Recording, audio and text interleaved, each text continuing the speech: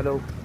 मैंने सोचा, मैं हमेशा कहता रहता हूँ मैं कजाकिस्तान गया था, उज़्बेकिस्तान गया था, वहाँ जाके मैं ब्लॉग करना चाहता था बट ब्लॉग नहीं कर पाया। तो वहाँ का मेरा दिन मेरे कैसे रहे, कैसे मेरे दिन वहाँ कटे, क्या क्या मैंने किया, क्या क्या मैंने कहाँ कहाँ मैं गया घूमा, तो मैं उसके बारे में बताता हूँ लोगों के साथ, वहाँ के लोगों के साथ मेरा एक्सपीरियंस कैसा रहा।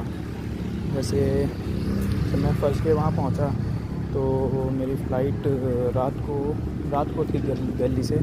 तो मैं वहाँ जब पहुँचा था, मैं रात को ही पहुँचा था, करीब वहाँ के टाइम से 12:30 या 1 बज रहे थे रात के।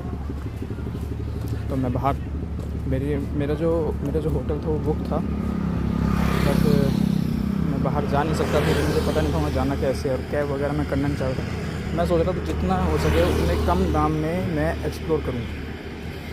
तो मैंने रात एयरपोर्ट पे गुजारा।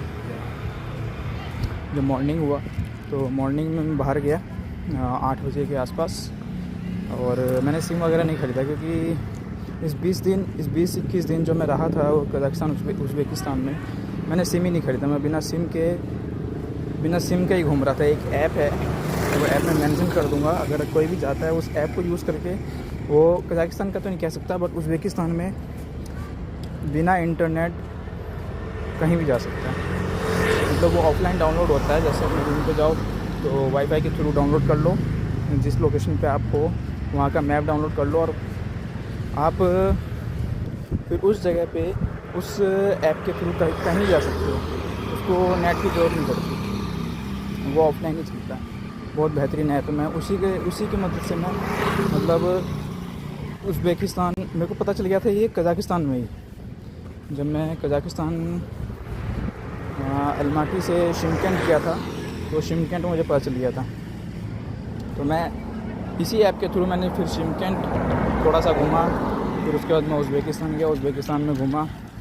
उज़्बेकिस्तान में ताशकेंट और समरकंद, इन 2 जगह पर मैं घूमा।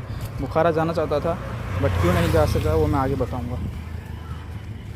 तो डे 1 मेरा ऐसा रहा, जब मैं सुबह उतरा तो नहीं उतर तो मैं रात को ही गया था। जब मैं सुबह बाहर गया तो मैं बाहर, पहली बार तो ठंड बहुत थी, यहाँ के कपड़े लेके गया था मैं, और मुझे अंदाज़ा नहीं था कि मैं इतना कुछ पहनने के बाद भी मुझे ठंड आएगी। मतलब यहाँ की जो जैकेट मैं लेके जा रहा हूँ वो सक्सेसफुल नहीं होगी। फिर भी मैं बाहर गया, मैंने वहाँ के कॉफ़ी शॉप से कॉफ़ी लिया। उसके बाद कॉफ़ी लेके मैं कॉफ़ी पीता हुआ आगे बढ़ गया। अब मुझे समझ नहीं आ रहा कि मैं कैसे जाऊँ, नेट मेरे पास था नहीं। तो मैंने वहाँ के लोकल बंदों से पूछा कि मुझे इस जगह पे जाना है। एक तो वहाँ के लोगों को इंग्लिश भी नहीं आती, सिर्फ वो रशियन ही बोल सकते हैं और कज़ाकिस्तानी ही बोल सकते हैं, कज़ाकिस्तान के बंदे। सेम हाल है उज़्बेकिस्तान में भी, वो लोग, उनकी सेकंड लैंग्वेज रशियन है बट इंग्लिश कोई नहीं जानता जैसे। तो फिर किसी तरह मैंने उसको समझाया, दिखाया कि हाँ ये स्क्रीनशॉट है, मुझे यहाँ जाना है, इस लोकेशन पे जाना है। तो उसने मुझे बताया कि आप ये बस पकड़ लो, बस नंबर ऐसे ऐसे बता दिया वो। उसके बाद उसने मुझे डायरेक्शन दे दिया कि वो बस स्टैंड है, वहीं पर खड़े रहो, आएगी बस। मैं ठीक। तो बस में जब मैं बैठा तो बस में बैठ के मैंने उसको बस अलमाटी रेलवे स्टेशन 1 ये बता दिया।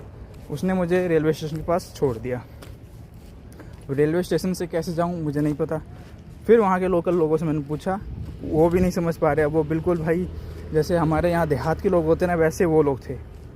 नहीं समझ में आ रही उनको मैं क्या बोल रहा हूँ। किसी तरह एक समझदार आदमी निकला, उसने मुझे बताने की कोशिश करी कि मुझे कहाँ जाना है, बट नहीं समझ पा रहा था मैं। तो उसने क्या किया, वो मुझे अपने साथ ले गया, अपने साथ बंदर लेके गया। मैं उसकी फ़ोटो लगा दूंगा अभी, आप उसको देख सकोगे। उसके साथ मैंने सेल्फ़ी लिया था। उस बंदे ने मेरे को होटल के गेट तक छोड़ के आया वो मेरे को। जब मैं अंदर जाके होटल में अंदर जाके मैंने पता कर लिया कि हाँ यही होटल है जिसमें मेरी बुकिंग है, उसके बाद ही वो वहाँ से गया। तो इस तरीके से उस भले आदमी ने भाई मेरी मदद करी और मैं अपने होटल तक पहुँच सका।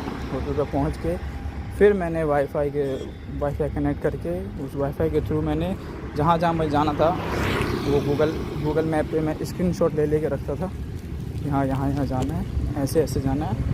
उसके बाद ही मैं बाहर निकलता, क्योंकि मेरा मतलब प्लान था कि मैं सिम नहीं ख़रीदूँगा चाहे कुछ भी हो जाए, जो करना है होटल के वाईफाई से करना है। बस आज के लिए इतना ही, बाकी की बातें अगले ब्लॉग में।